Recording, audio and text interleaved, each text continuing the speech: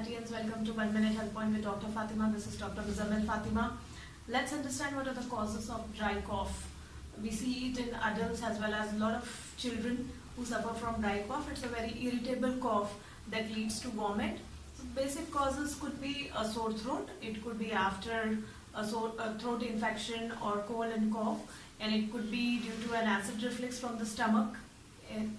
Once we understand the exact cause of it, once the exact diagnosis is made, a simple remedy that I could suggest you is to take 5 tulsi leaves, boil it in a glass of water, 250 ml of water, and reduce it to half. Make it a cup of water. Drink this concoction warm during day. You can take it 3 times a day, and this will definitely help you to soothe the throat as well as it neutralizes the acid level in the stomach. Thank you. Keep healthy and hearty till then. Thank you.